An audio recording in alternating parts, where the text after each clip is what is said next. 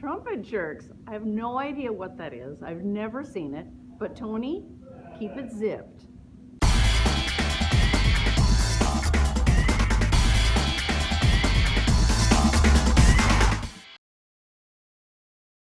So, Tom, Yes. tell me about your young career. How did you start out at trombone? And then we'll get into the other thing. Oh, wait, I've got this mixed up. Oh, man. Well, I'll tell you how we started. How it started. I realized you and I have things in common. Because we played in Sweden together. You're actually Swedish, right? I'm Swedish, but we Yeah. both started playing trumpet at the age of 10. Oh, okay. But you knew that about me. yes, but you Wow, that's obviously impressive. you came out way ahead of me because I stopped playing trumpet when I was 12. Well, I don't play I was forced to. I don't play trombone, so that's a head start. Yeah. And then we both have our last names are Swedish. Yeah. Hultén and Plog. Plog. Yeah. Which for the uninitiated, it means plow. I know. So are you a farmer? I farm music. You farm music, Yeah. great, yeah. And then we both played in Malmö. I was just there for a few months, but you played it for a couple of years, right? 2 years, yeah. Malmö Symphony, yeah. Yeah. And the fourth thing I know we have in common is like we've both been fired from jobs. Really, you too? Yeah, I was fired too. But who should we tell them about our experiences? Fine with me, yeah. Yeah. So what happened? So you played in the San Antonio Symphony. Yeah, I did. Yeah. Which was the job that I was fired from. Yeah, and I played in actually Westeros. You know, with Game of Thrones. There's a Swedish city, Westeros. Okay. And I played there in the Westeros chamber orchestra, and I got fired. And you got fired. Yeah. Great. So, okay. Good. So where should we start with? Well, it's up to you. Yeah. I'll tell you I can cover that for sure. I'm going to feel always happy with that because I think sometimes people think if you fail, it's the end of the world, you know, and it usually is. No, well, I mean it's that. not. It's not. Yeah. So focus. Yeah, exactly. No, but I think so. My from when I first remember seeing your name was when I started college in Gothenburg, and where Bengt Eklund was the trumpet professor. You know, he had the brass shop there, and he had all these records. Okay. From California. Oh, Tom Stevens. Tom Stevens and Tony Plog. Yeah. Plog. How do you say it in German, or like Plog? Yeah, Plog. Yeah. Plog, but it's quite often it's mispronounced and it's Plog. Plog. It's not like a plug. No. It's Plog as in toad, not Plog as in frog. There you go. Exactly. Yeah. Very. Yeah. I'll remember that. Yeah. No, but I see your name on all these albums, and I think I have a few of them still because I bought it was another record store in Gothenburg. They had all these albums actually on sale, like from it was like, I can't remember it all, but it was like all LA brass albums on really? Win and Crystal. Yeah. Western International Music. Yeah. So it must have been. So of course. When we then went, the students there, me and Jan Lindberg, and all the trumpet trombone players that you might know from your time in Sweden, we listened to these albums and we see you guys' names. So it's like Tony Plog, Plog, Tom Stevens, Ralph Sauer, and I remember looking at the pictures. I'm like, man, I want to go to LA. That seems like the place to be, and I guess.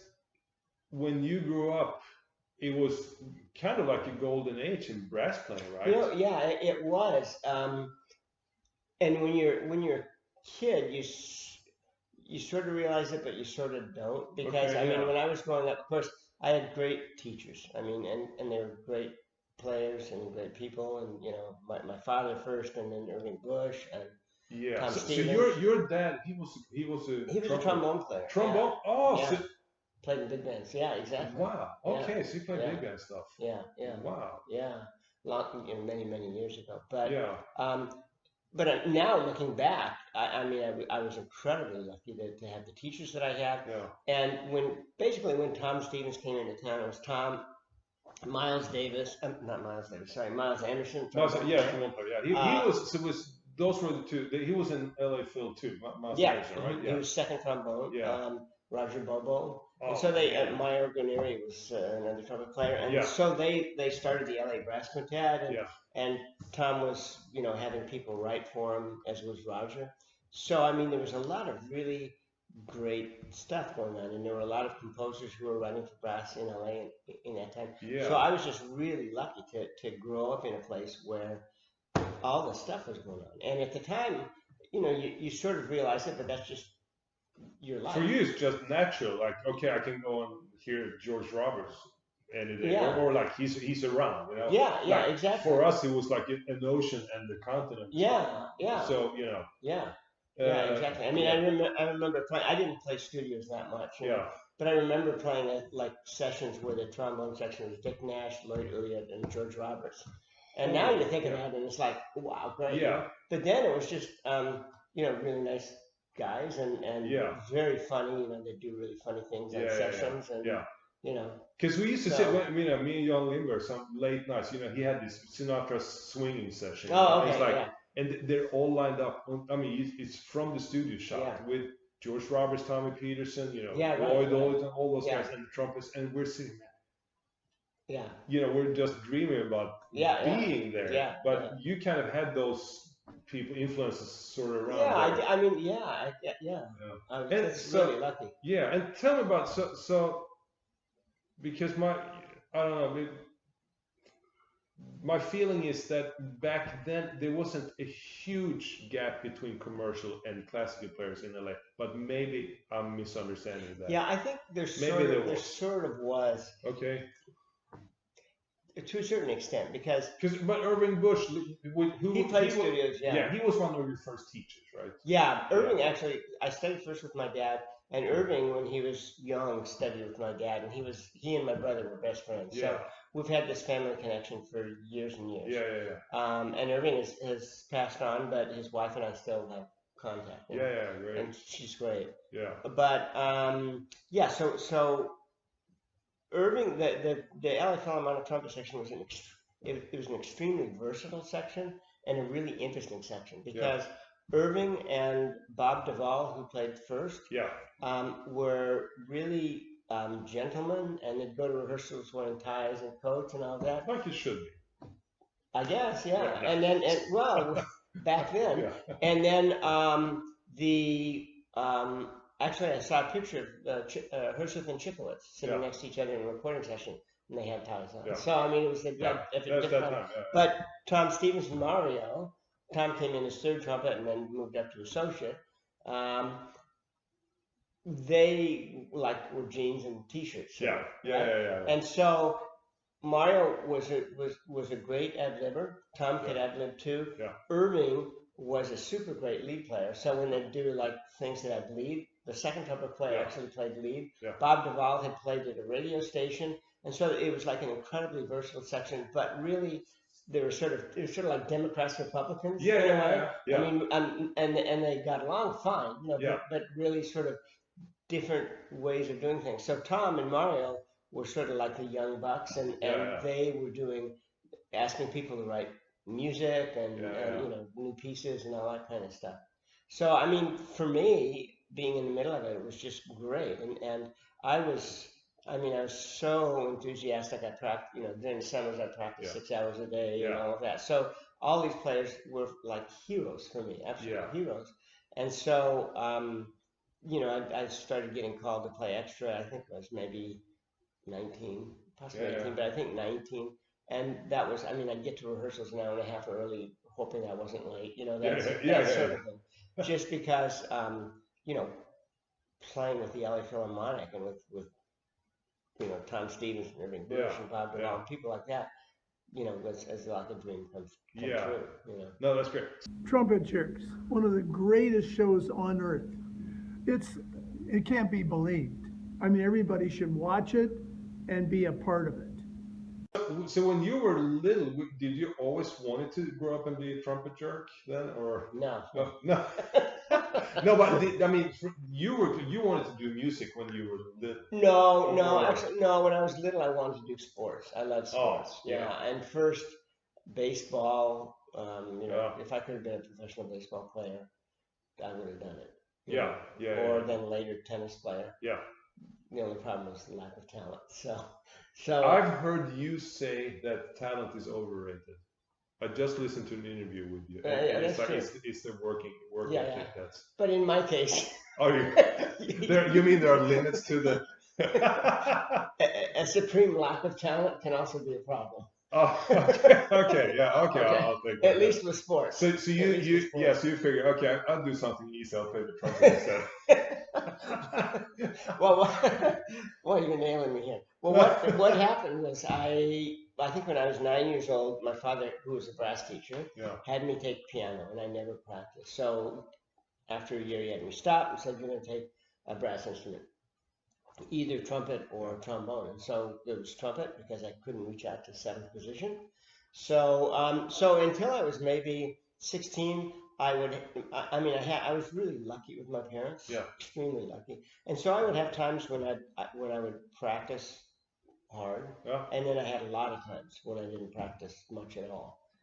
Sounds like my kids. Yeah, I had a very normal childhood. Yeah. You know, I didn't have parents who said you have to do this, and you know, they pushed me some, but not much. I mean, I just had a great childhood, and then when I was in, I think, my last year of high school, I won a competition. It was for the Society of Barbershop Quartet Singing in America. Wow. And the first prize was a gift certificate for $5. There you go. In the big time. Yeah, exactly. Where I could go out and buy a record, right? Yeah. But I think it had to be a classical record. So I went to a record store for $5. You could get a record then. And there was a recording of Leonard Bernstein conducting the New York Philharmonic in Firebird and Romeo and Juliet. And I bought the record. I didn't know those pieces. Yeah. But I bought the record because it was a pretty picture on the cover of like this bird. Who was she? No, it was a bird. Yeah. Bird, yeah. Okay, bird. Okay. Don't give up your day job. Yeah, to become a comedian. Yeah, no. Okay, good. That was actually the fifth thing I think we have in common, because I heard you say. Sense of humor? No, that our kids don't think we're funny. For sure. Yeah. And I don't know about your wife, but my wife also doesn't think I'm funny. No, my wife. I mean, I tried. Yeah. I mean, she's like. When you do something really funny, does she just sort of roll her eyes like grow up? Oh, totally. Yeah, and then she leaves the room. Exactly. So So anyway, so you bought this pretty picture. Yeah, so pretty picture. And there happened to be a record inside. Yeah, and so I put it on, and I just fell in love with it, and I just kept playing both sides of the record over and over and over again, and so that really got me interested in classical music. And then maybe within a year, I ended up playing with the American Youth Symphony. Wow. Conducted by Zubin Mehta's father, Mehta. Yeah. And he loved loud brass, and actually I joined the first rehearsal. I was fifth trumpet, and the second rehearsal I was second trumpet because the other three guys didn't show up. And the first trumpet player, I think that was about 1966 or 67, and the first trumpet player is to this day one of my two best friends, and we do we do a lot of projects together. We've written operas together. He's a writer now. And so Ron Kidd is his name. Being next to Ron, and the first trombone player's name was Jock Ellis.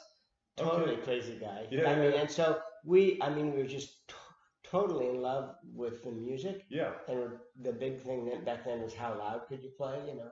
But that's the role of the trumpet, right? Pretty much. Yeah. Exactly. Yeah, and but we're also just, we were totally immature, so we just laugh all the time. Yeah. Jock did one thing, you can probably appreciate this, where many things he did that were unbelievable, but he bought a new trombone with an F attachment, a con with an F attachment. So he came to the rehearsal with a cigarette, and he normally didn't smoke, but he lit up the cigarette, took a big puff, blew it in the trombone, and locked the smoke in the trombone. And we were doing Shostakovich's Fifth, and then on a super loud brass passage, he released it so smoke came out of the bell when we were playing loud. So, we did things like that were just totally, that's irresponsible. Awesome. Yeah. But it was a great time. Yeah. And so those things connecting together, first hearing that record, and then, playing. Getting to play with. And mainly made it love to do a lot of romantic war horses. So we'd do Shostakovich, we'd do Brahms, we'd do Sibelius II, all that kind of stuff. Great stuff. And at that young age, too. Exactly. It's like, Whenever I see trumpet jerks, it always makes me feel so much better about myself. So how loud did you play? How loud could you play? It probably wasn't that loud. I mean, when I studied with Tom Stevens, he kept telling me I needed to do more push-ups. Oh, really? Yeah. Okay, So yeah. we probably thought it was loud. But, Yeah. They only made it one time with a community symphony. Took the trombone players aside and he said, "Boys, the strings are terrible. They're terrible. So for the concert tonight, play really loud." so he loved loud brass. Yeah. Oh, that's funny. Yeah. So, and I hear about Tom Stevens. Mm-hmm. I've heard he must have been. Was it kind of like a splash when he came to town, or because there was already a ton of great trumpet players in LA? Obviously. Yeah, there were, but see. What made Tom different? Well, okay. First, I mean, to answer the first question. LA, I mean, there were like the studio players. Yeah. There were the freelance players who didn't play studio, who were not maybe the super great players. I mean, that sounds negative. But sound negative. But the top players were the guys that were doing studio work, and then there was the LA Philharmonic, and they were pretty separated. Now I think LA Philharmonic people will do a lot of recording. Yeah, right? It's probably a different scene today too. It's probably way less than it used to be. Yeah, and for example, Tom Hooten, who's the principal of LA now, super great player, he did a recording of John Williams' trumpet works. That back then, I don't think that would ever happen. Yeah. So when Tom came to town, he was just third trumpet. So people at the beginning really didn't know that much about him. I was one of the great things that I got from Irving Bush, and one of the great lessons I learned from him was after about 5 or 6 years of studying with him, he said, "There's a new trumpet player in town, the third trumpet player, and I want you to stop taking lessons from me and study with him." And I was, at the beginning, I thought maybe I was a little bit hurt because I thought that maybe he thought I wasn't doing good enough work or something like that. But now I realize, I mean, it was he wanted me to continue getting better. And we had, after 6 years, we had sort of gotten to the end of where we were going. And so he had me study with this new guy who just happened to be Tom Stevens, who just happened to be fantastic as a teacher as well. And so that's something that I've tried to do, that I do ever since then, is encourage students who have studied with me to try and get lessons from other people. As much as possible, to get as many different ideas. That's very important. So anyway, to go back to Tom, I mean, when he first came into town, I mean, people really sort of didn't know who he was, and then he and Miles Anderson, they got the LA Brass Quintet going very quickly, and so I think he sort of took off very quickly, and I mean, he was just a phenomenal player, Yeah. What was there? Could you say? Like, because in the trombone world, there was kind of like a West Coast style and an East Coast style, mainly commercial, but maybe a little bit on the classical side too. But was there like a different style of playing, you think? In terms of chamber music, I think there was, and I can't really tell you what it would be. I mean, I think I could identify it. But for example, Tom studied with William Bacchiano. And he talked about Bacchiano's ideas all the time with me. So I mean, it was sort of that. He was more like an East Coast guy than in his playing, obviously. Well, Tom was just sort of his own player. But I mean, if you think of in those days the great orchestral trumpet players, I think Tom was maybe known more as a soloist, but he played first in LA, and I would have thought basically Tom and Herseth were played pretty similar in the way they approached it. Herseth maybe was a little bit more lyrical. He could do some softenings unbelievably great.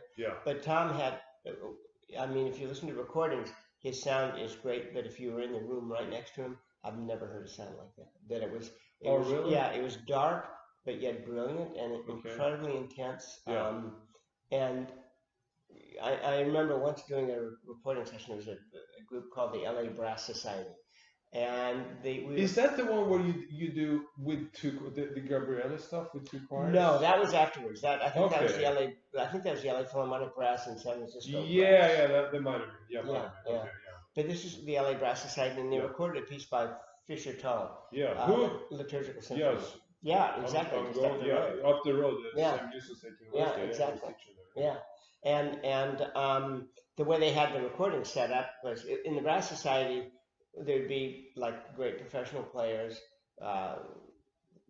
occasionally from the LA Philharmonic or studio players, and then there'd be a couple of like students, who were good players. Yeah. And so for the liturgical symphony, my friend Russ Kidd played first, and there was a beautiful solo that he played just beautifully. And then I think I played second, and there was a third, and then behind us were fourth, fifth, and sixth. And Tom played fifth, so his bell was going straight into my ear. And there were a couple of loud chorales where it was like I could almost hear that. And he never talked about air in lessons, but I could almost hear the air go through the horn. I mean, it was so present and so fantastic. Yeah. So he was really great. Hi, I'm really excited. Trumpet Jerks is just my absolute favorite show on the interwebs, and I wouldn't miss it. And it seems like actually a great player doesn't really matter where you come from or where it's like you're gonna be your own person. You're gonna have you play. But with there are a lot. I think if you take the great players around the world, there are an awful lot of similarities. Yeah. There are probably more similarities than differences. Do you think you could identify some of those? What would? Oh, I used to be able to. When I was in LA, when I was like 19, 20, 21, driving on the freeway, I'd turn the radio on, and I could identify an orchestra. Yeah, by the way. More than 50% of the time by either the first trumpet or the first trombone. Yeah, yeah. No, and I was really good at it then. Yeah. Now I don't know. I think it's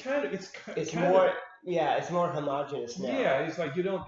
Because I remember, we used to hear the Berlin or the LSO, and they're totally different sounds back in the 60s, 70s, at least on the recordings, and now it kind of sounds a little bit the same approach.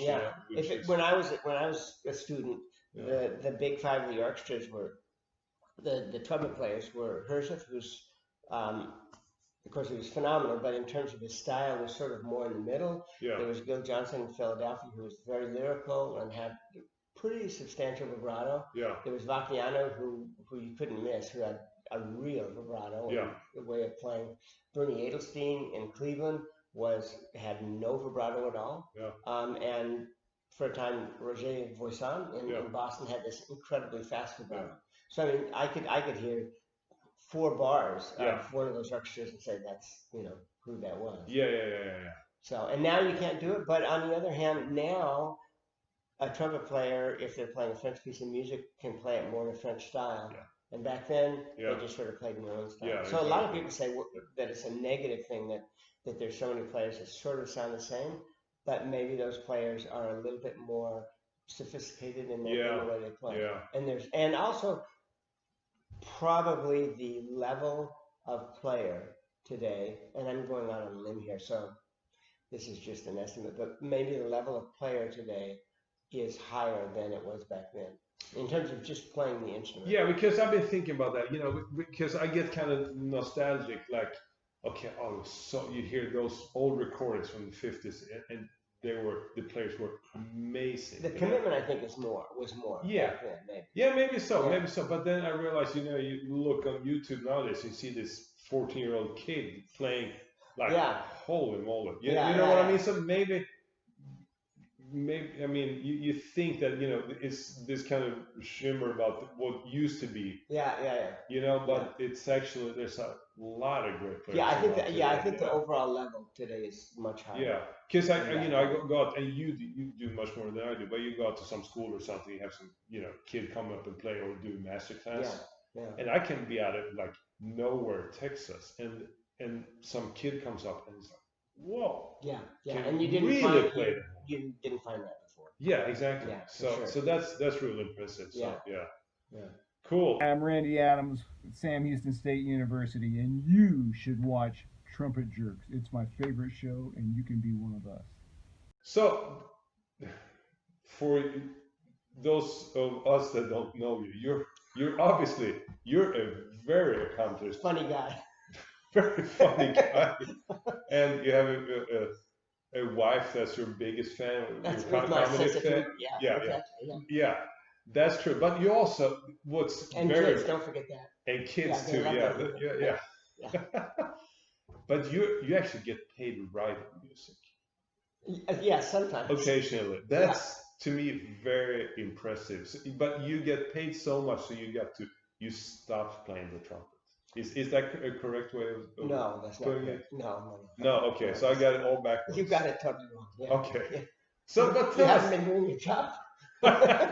I thought I'd listen to all these interviews Yeah. and stuff, and yeah. No, I still don't. I mean, I still couldn't make. I mean, I'm retired, of course, but I mean, Yeah. I still couldn't make a living just being a composer, like a normal living. Like Okay, yeah. hopefully, I'll get there one of these days. Yeah. You know.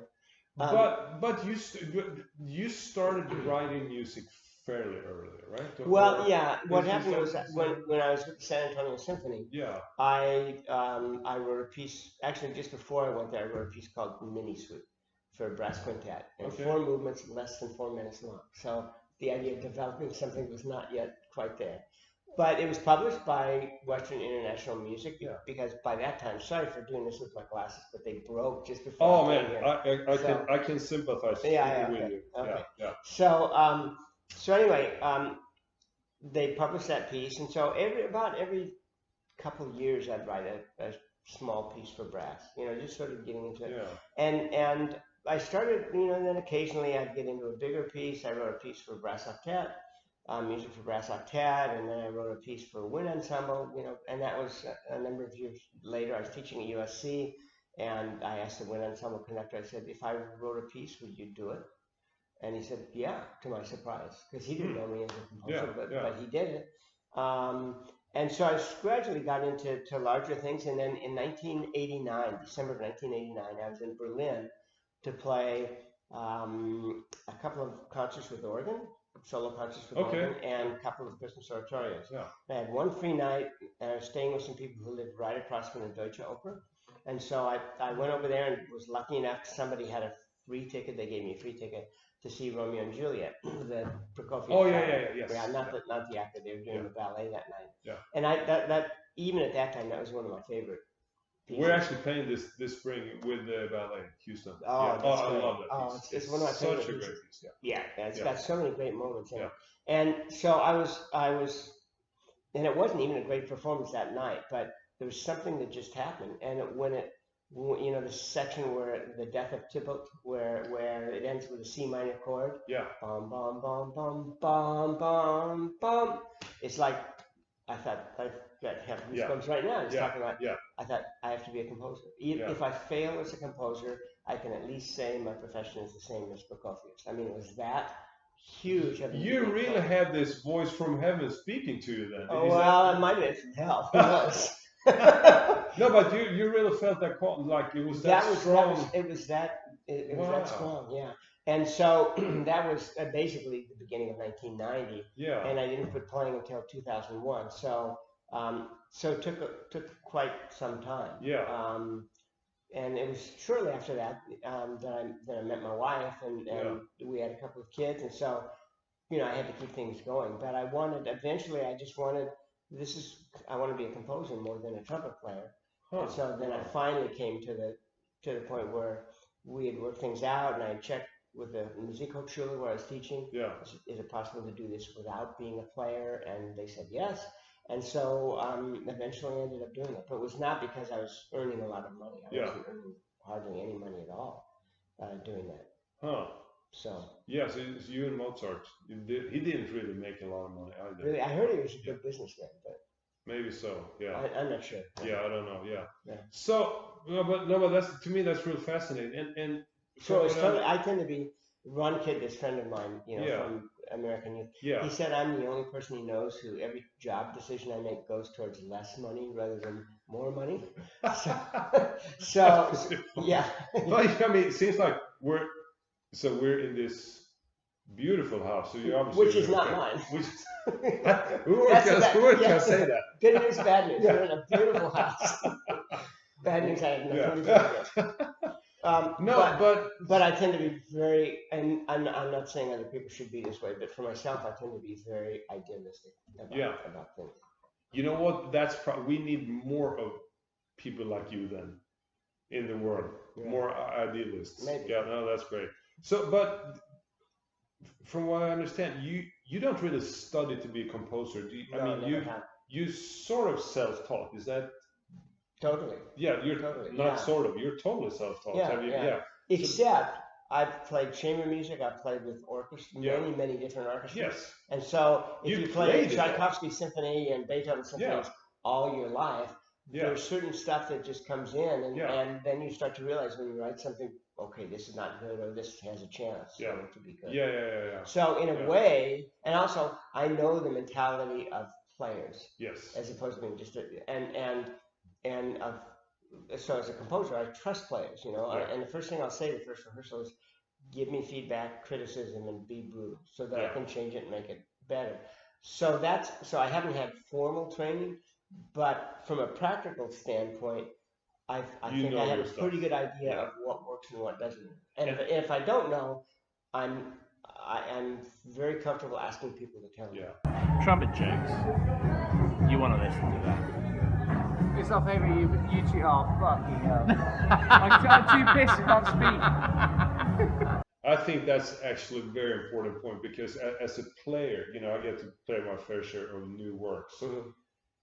And man, I'll tell you, some of the stuff that we get, it's pretty much unplayable. Oh yeah, sure. And this is from big name composers that pretty much are clueless to how, and they make a lot of money. They make a lot of money, and they don't know any of the instruments or how to. So to me, that's like, so you know, if you as a composer know how to, you know, or be practical, you know. Yeah. I heard the story. There is this trumpet player in town, another trumpet jerk, Dennis Dodson, great jazz player. He was on the road. He was in Woody Herman's band for years. Wow. Okay. Yeah, great player. Mm-hmm. And he told me the story that, you know, there's a lot of people writing for Woody's band. Mm-hmm. You know, so they try new charts all the time. Yeah. And Woody had this thing. If they couldn't get through it the first time, he threw it away. Yeah. Because he wanted it needs to be something that works. Yeah. You know. And so people don't sit on the gig just struggling. Right. You know. So great point. For me, one of the, and I still think of this, one of the really seminal moments for me as a composer was before I was a composer. And they used to have a thing at the Hollywood Bowl. So I must have been 21 or 22 or something like that. And they would have what was called a marathon day. And maybe they'd have Stravinsky. So you could buy a ticket and you could stay at the Hollywood Bowl all day long. Basically, they would have chamber music all day long. Yeah. People would come in with things. And then in the evening, I remember Stravinsky Day, they did The Rite of Spring and Symphony of Songs with just one rehearsal. And so it's real Los Angeles. Totally, just loose, relaxed. And so they had this modern music day. And one of the pieces they did was a piece for 7 trumpets. And so the trumpet section was Tom Stevens, I think 2 guys from the Philharmonic. So I think Mario played. Yeah. My friend Russ Kidd played. I think Malcolm McNabb played. I believe Ronnie Rom was in town at that time, and he played. So I mean, it was 7 people who could really play. Yeah. And Tom was the top modern music player at that time. Yeah. And so it was like 15 minutes of just extremely high notes held. And so we did this for about 5 minutes, and Tom can be very direct. He stopped and he said, "This is impossible." And this composer said, "Well, I'm sorry, but I wrote this for virtuoso players." And so and he so knew how to get friends. Exactly. Oh yeah. And so I thought, you know, if I ever do become a composer, I'm not going to be that. Yeah. You know. And so I mean, I think, having been a player, I have real respect for players and for complaints that they would make or suggestions they would make. Yeah. So. Oh, that's great. But you obviously, I looked on the list of stuff. You've written a ton of stuff. Yeah, I have. Yeah. And it's getting performed too.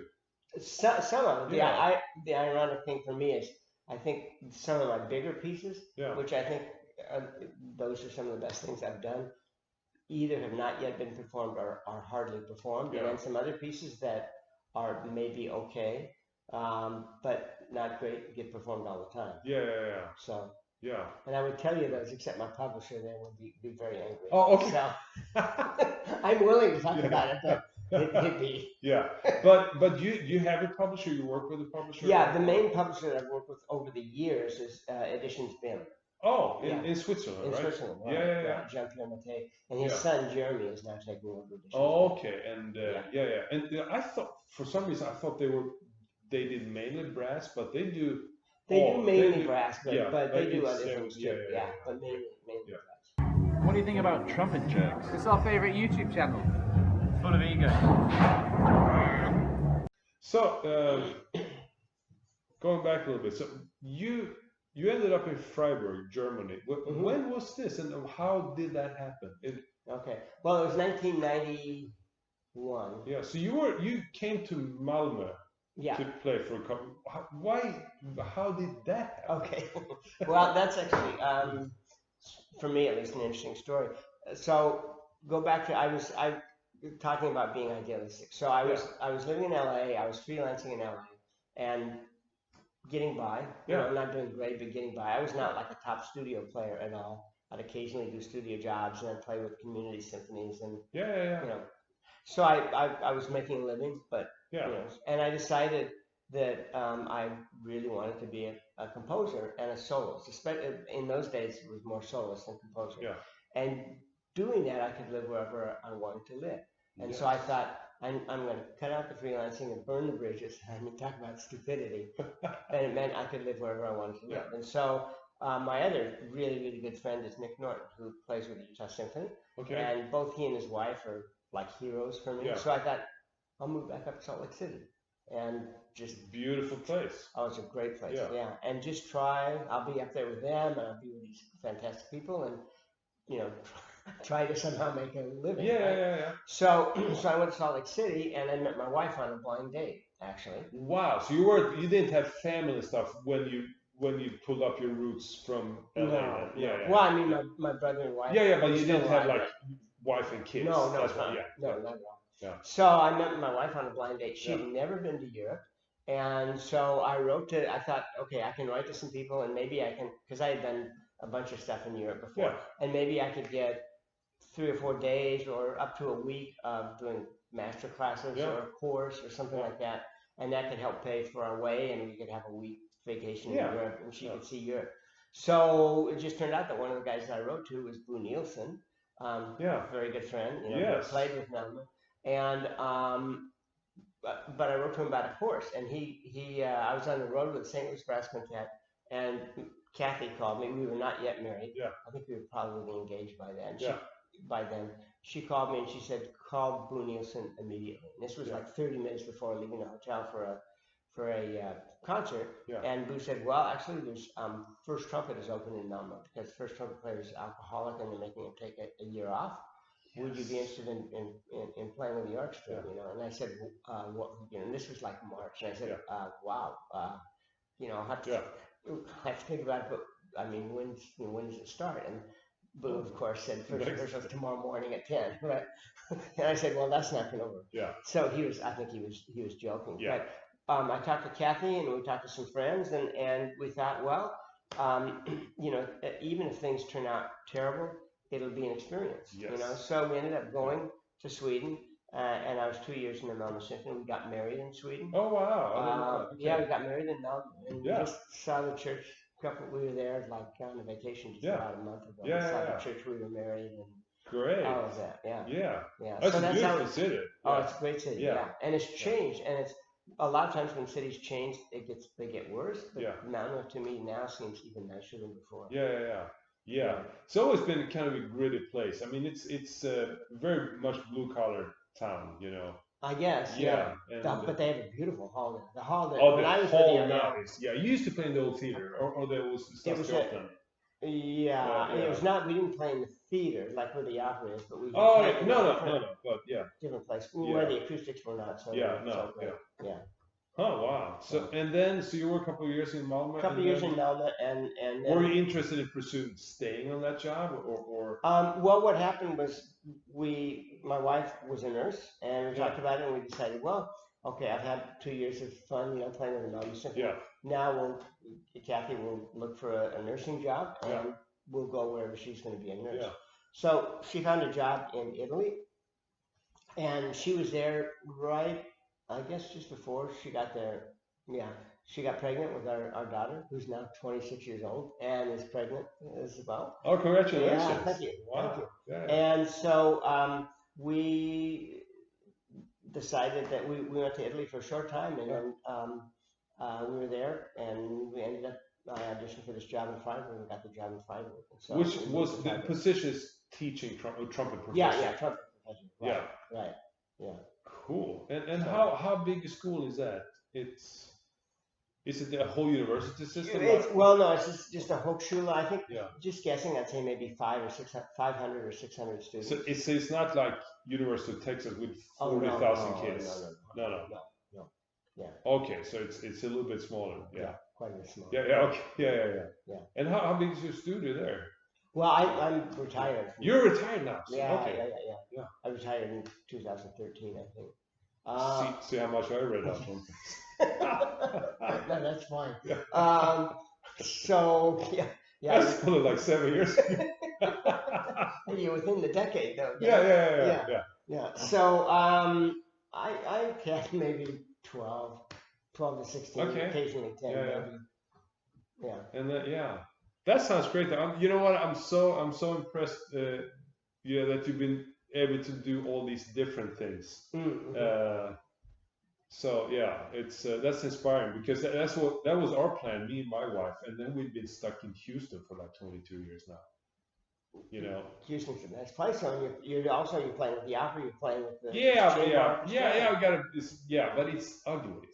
I mean, I mean, compared to the Schwarzwald forest where you live. Yeah, and we don't live in downtown Freiburg. We live in a small community called Kappel, which is right in the Black Forest. And it's just beautiful. Oh, that's great. And we live on a Spielstrasse, or like a play street. Yeah. And all these kids, my daughter and son, grew up pretty much at the same time as other kids on the street grew up. Yeah. So it's really pretty idyllic. Oh yeah. No, that's great though. Yeah. Well, I guess we have to wind down my high-tech equipment. Oh yeah. I'm not sure if that thing is running. Oh, okay. Yeah. Okay. Anyway, so I do have a question from one of the show's fans here, and Mr. Foley up in Boston. Oh, Joe. Yeah. Yeah, and his question is, what's wrong with the LA Lakers? I have not been following them, but Joe and I went to the Celtics, and you'll appreciate this, I think. We were sitting there, and I said, let me get you a beer, right? So I went out to get him a beer. Number one, a beer is pretty big beer. It costs over $14. But the second thing is, I said, could I get a beer? And the guy said, could I see your ID? And I said, yeah, it's true. And I said, oh, you made my day. I thought he was joking, because people would joke. Yeah. And he said, no, I have to do it. And so I said, well, okay. And I took out my wallet, and I had my Aufenthaltstitel, like the visa from Germany, and I showed it to him and had a picture on it and said, it has to be an American ID, sorry. So fortunately, I had my passport in my pocket, so I gave him that. So wow. Yeah. What a story. Yeah. So but that's the Celtics then. It's like I guess maybe they just had to do it. Maybe they have to do a vision system. I don't know. Yeah. But I haven't been following. My son really follows basketball. Does he live in the States or no? He lives in Frankfurt, Germany. Okay. Yeah. And he speaks. Does he feel American at all? Or? Yeah, I'd say so. I mean, he speaks both English and he works at Morgan Stanley Bank. Yeah. And so he speaks both German and English. I think maybe a little bit more English in the bank, maybe because they're dealing with English. But he was born in Germany. He was born in Germany. My daughter was born in Germany too. Yeah, so same with our kids. They're born here, and they're very proud of being Swedish. But then they speak Swedish, and it's like, okay, guys, better step up the game a little bit. yeah. They speak both. Yeah. But when we speak with them, we always speak English. Yeah, of course, yeah. When they were kids and they wanted to hide something from us at the dinner table, they'd start speaking German. Yeah. How's your German? Is it it's fluent not, or? No, well, I mean, I taught in German. Yeah.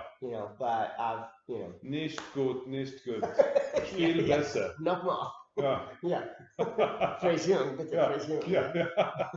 But I did have one time early on when I did a teaching exchange with Ed Tarr when I was living in LA. This was 1984. Oh, okay. And he came to USC in California where I was teaching, and I went and taught at the School of Cantorum in Basel, Switzerland.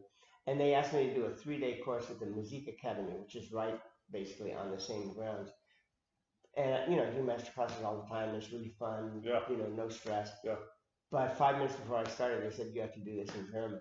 And so the first day was like really tough, really tough. Students were really nice. They were great, but it was, it was a struggle. Yeah. Second day, I was feeling a little bit more relaxed and had to talk about warm-ups.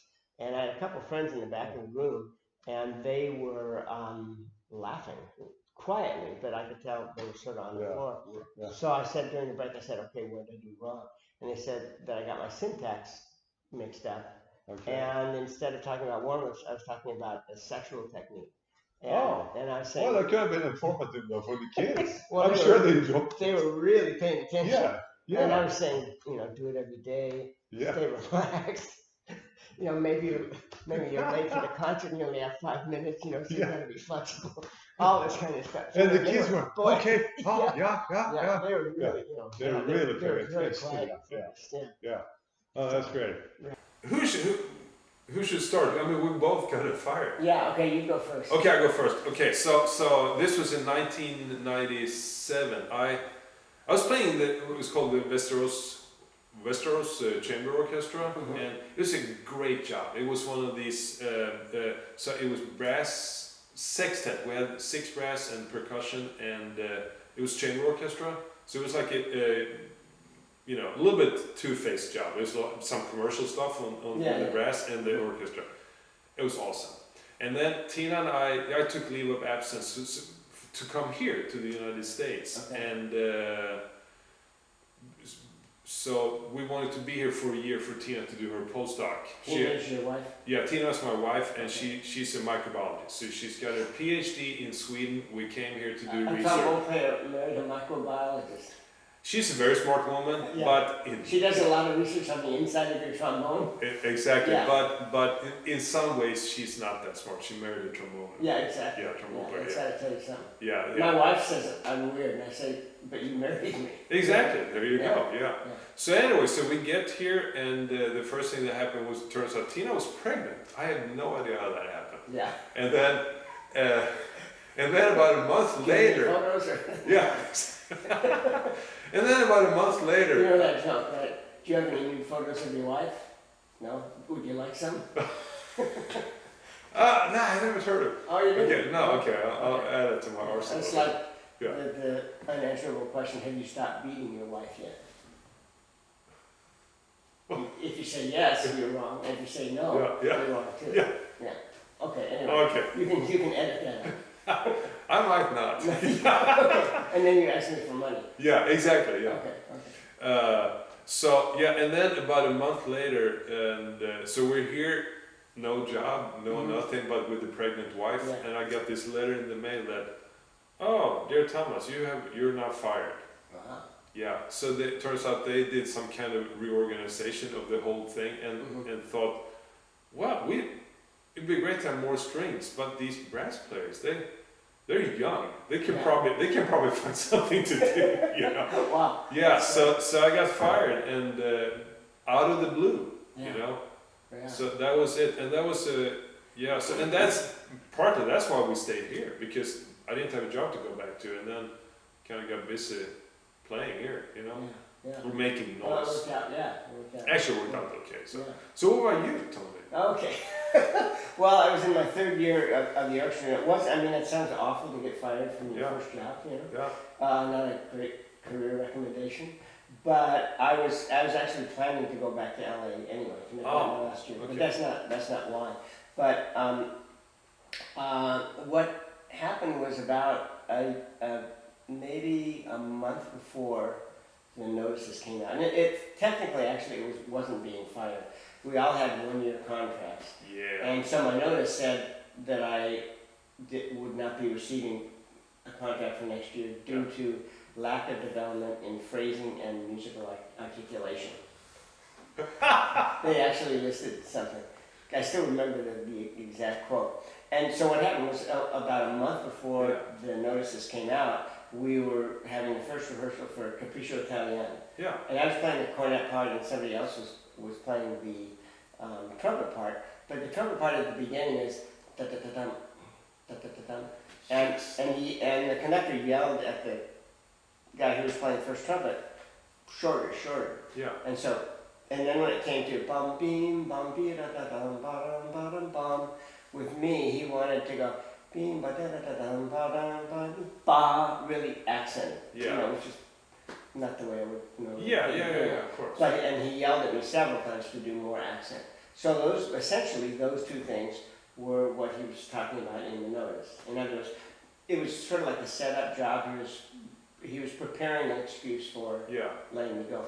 And so within a week of, actually it's very interesting when the notice came. Yeah. I was 25 years old and I had gotten chicken pox from a friend's daughter. Oh. And so the orchestra was going out on tour. Actually, they had just left to go out on tour, and I was home for a week with the chicken pox.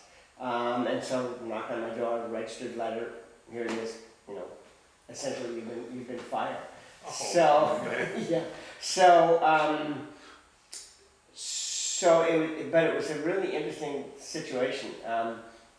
In that the first time I played with the orchestra again, I think we did a run out, and they were doing a piece by Handel, I think it was, with chorus.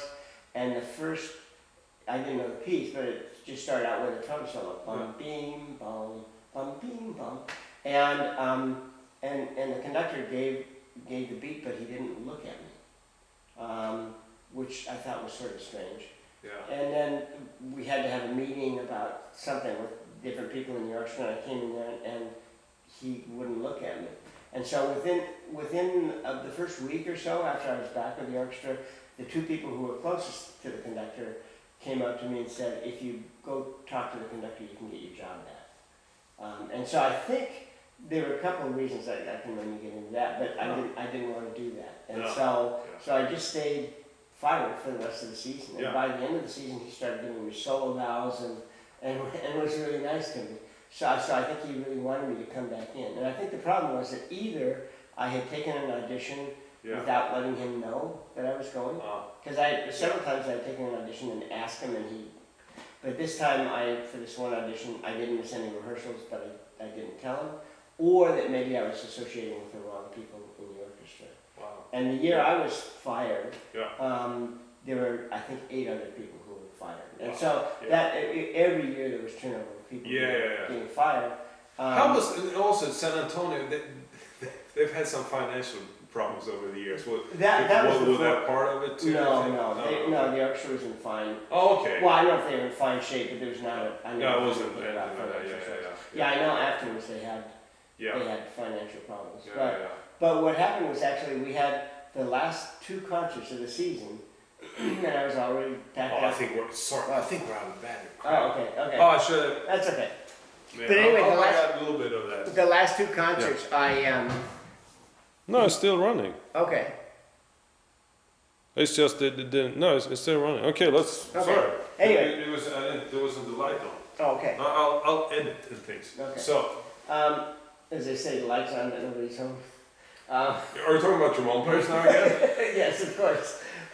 So anyway, we had a concert Saturday night and Sunday afternoon, and we were playing the Wagner Lohengrin.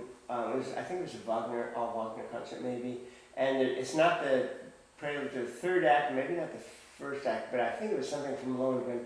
And there's a trumpet passage. It's actually a French horn passage, and the trumpet just plays a couple of measures. And so during the intermission, the personnel manager said the conductor wants, Maestro Alessandro wants to see you in his room. And I thought, okay, here, this is it. And so I went in and he mentioned that passage and he said, it's Mark mezzo forte, but I'd like you to play mezzo piano to blend better with the horns. And I said, okay. And then there was just a long silence. And finally he said, okay, that'll be all. And what he was doing was he was giving me a last chance to kind of ask you my job back. Yeah. But you wanted to. I planned to leave, and also the politics actually in the orchestra were really bad because of that situation. And I just felt that if I did ask for my job back, that I would be sacrificing something of myself, I guess. So it was actually a great learning experience. And after I got fired, those maybe 4 or 5 months remaining before the orchestra was finished, it was a really happy time for me, ironically. And a lesson that I learned, I think that was really good, was after I got fired, of course, I forget, but I assume I was probably pretty upset. And what should I do?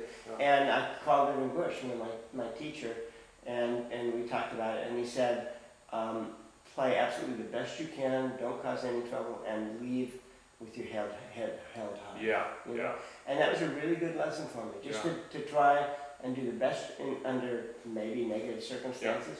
Try and do the best job I could, and you know, I mean, there were some concerts I played that were not very good, but I was certainly trying to play. Yeah. You know? Yeah. Huh. So, that's great. No, that's so smart. anyway, Great. so that was Yeah. my experience of getting fired. Yeah. You know, Yeah. from the orchestra. Yeah. Well, that's So- cool. So you learned about it, and it seems for both of us actually turned out for the better. Oh yeah, for sure. Yeah. For sure. I mean, for me, it really didn't turn out one way or the other because Yeah. I would have You would have laid down my done last. that. Yeah, but I think for me personally, it was probably better getting fired than not getting fired. 'Cause as it- awful as that sounds, just Yeah. because I learned a lot. From Yeah, it. and it kind of puts things into focus actually. You Yeah, have it to, does. you know. So Yeah, cool. yeah. And I auditioned. It was funny because I had taken some auditions before I got fired Yeah. and didn't get to the second round, and then I took 2 auditions after I got fired and made it further. And one of them actually was for the Houston Symphony. Oh wow. And I think I made the finals because I played a concert with the orchestra. Yeah. And I remember they said, so why, how's it going in San Antonio Symphony or something during the audition? I said, well, I got fired. and they said, well, that's almost like a recommendation. Oh Because- really? Yeah. Because so many people had gotten fired. Yeah. So, Yeah. So they knew the Houston guys. They knew. yeah, they knew. And I actually, the trumpet player there was Jim Austin. Yeah. And I think he was only like 35 at that Yeah. time. Yeah.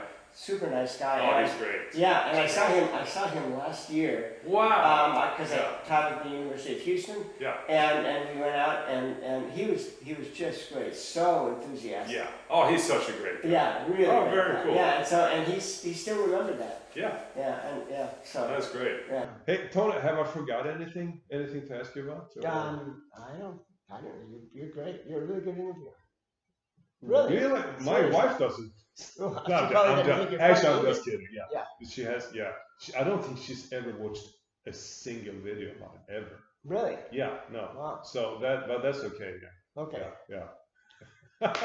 Hey, Tony, this has been such a Oh, pleasure. it's been great. It's Yeah, really been thank fun. you. And Yeah. let's do another hang when That would be either great. when I get to go to Germany or when you come back here. So. Yeah, because I'm sure occasionally I'll be back. Yeah. here. I mean, Yeah. this beautiful house is worth coming back That's to. right. Yeah. Yeah. It's nice knowing how the other half lives, right? Exactly. Yeah. Exactly. Yeah. Okay. Well, ciao. Okay. Ciao. Ciao.